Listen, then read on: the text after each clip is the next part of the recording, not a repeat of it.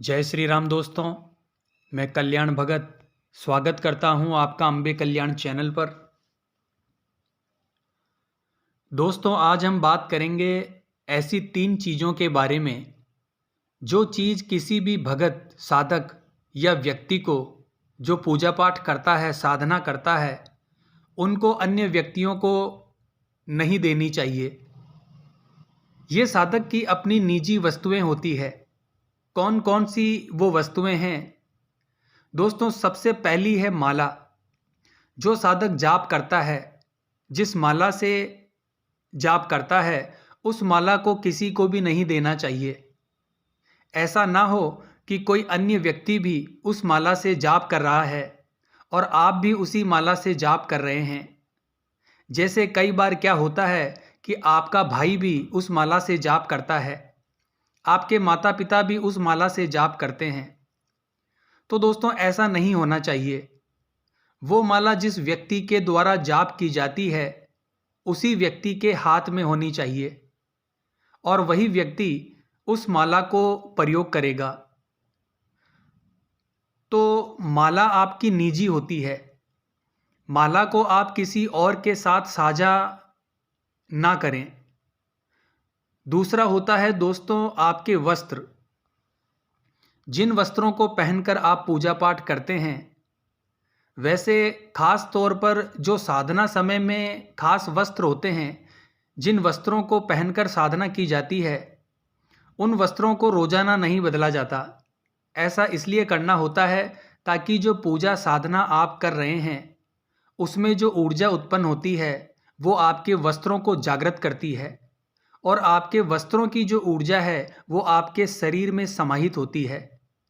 तो वस्त्र जिनको पहनकर आप पूजा पाठ करते हैं, उन वस्त्रों को भी साझा नहीं किया जाता।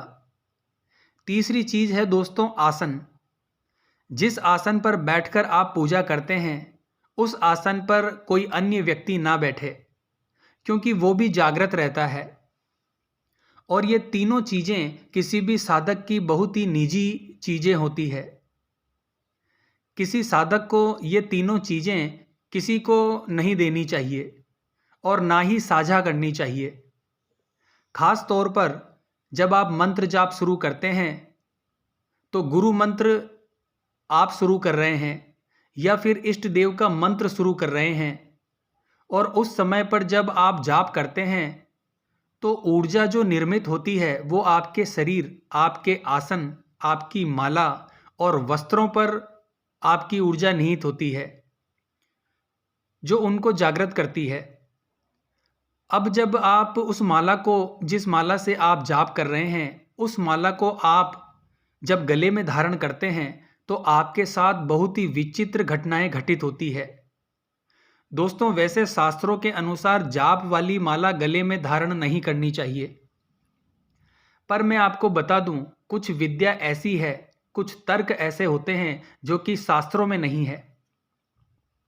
क्योंकि ऐसा नहीं है कि विद्या लुप्त हो चुकी है। बहुत सारी विद्या है और बहुत सारे संत हैं, सब ने अलग अलग तरीके बताए हैं।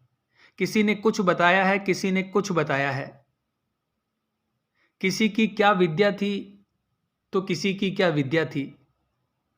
जैसे वैदिक मंत्र हैं, अब हम ये नहीं कह सकते कि वैदिक मंत्र जो कार्य करते हैं, वो कोई और मंत्र नहीं करता। जैसे साबर मंत्र हैं, तो वैदिक मंत्रों के साथ साबर मंत्र भी अति प्रभावशाली होते हैं।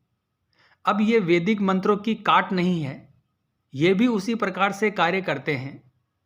उसी प्रकार जो चीजें वेद पुराणों में वर्णित नहीं है, तो ऐसा नहीं है दोस्तों कि वो असत्य हो जाए। जैसे वेद पुराणों में आप देखेंगे तो सवारी का जिक्र नहीं होता कि किसी भी देवी या देवता की सवारी आती है। पूछा का जिक्र नहीं होता कि पूछा भी दी जाती है। इसी तरह से बहुत सी ऐसी चीजें हैं जिनका वर्णन वेद पुराणों में नहीं मिलता, पर वो होती जरूर है। तो दोस्तों, अब अगर मैं बात करूं उस माला की जो आप जाप करते हैं, उस माला में ऊर्जा निहित होती है। उस समय जैसे ही आपका जाप पूर्ण होता है, चाहे आप 5 माला कर रहे हो, 11 माला कर रहे हो, वो आपकी इच्छा है। कितनी भी माला आप करते हैं, जैसे ही आपका जाप पूर्ण होता है तो वैसे ही उस माला को आपको गले में धारण करना होता है। ये मैं आपको अपना निजी अनुभव बता रहा हूँ दोस्तों। अब जैसे ही उस माला को आप गले में धारण करते हैं तो आपके साथ घटित क्या होता है? सबसे पहले आपका आत्मिक ऑरा बढ़ना शुरू हो जाता है। जो आपका आत्मिक ऑरा होता है, आत्मा का ऑरा होता है, वो इतना विचित्र हो जाता है कि आपको स्वयं को खुद एक शरीर में एक तेज महसूस होता है। जैसे आपने देखा होगा कई लोग जिम जाते हैं तो उन्हें शरीर में ताकत महसूस होती है। उसी प्रकार से जब आप धीरे धीरे माला का जाप करते हैं और उसे गले में धारण करना शुरू करते हैं तो एक तेज आपके शरीर के अंदर आपको महसूस होता है उस ऊर्जा के द्वारा जो माला में निहित होती है। क्योंकि वो माला की जो ऊर्जा है वो आपकी आत्मा तक जाती है, आपके आत्मिक ऑरे को बढ़ाती है। जिस प्रकार से मनुष्य मनुष्य को खींचता है, आत्मा आत्मा को खींचती है, ऐसे शक्तियों को खींचती है। उसी प्रकार जो माला की शक्ति होती है वो अन्य शक्तियों को आकर्षित करती है जो आपके इष्ट देव से जुड़ी होती है। वो उनके दूत हो सकते हैं, उनके सेवक हो सकते हैं। और जब आप कुछ समय के लिए उस माला को अपने गले में धारण करते हैं तो धीरे धीरे आपके व्यवहार में भी बदलाव आना शुरू हो जाता है। आपको एक आत्मिक शांति महसूस होती है, भक्ति में आपका मन बढ़ना शुरू हो जाता है। धीरे धीरे आपका गुस्सा नियंत्रित हो जाता है, आपके मुख से निकले शब्द धीरे धीरे सत्य होने शुरू हो जाते हैं, वाणी सिद्ध हो जाती है। तो ये सभी घटनाएं आपके जीवन में घटित होती है जब आप जाप वाली माला को गले में धारण करना शुरू कर देते हैं।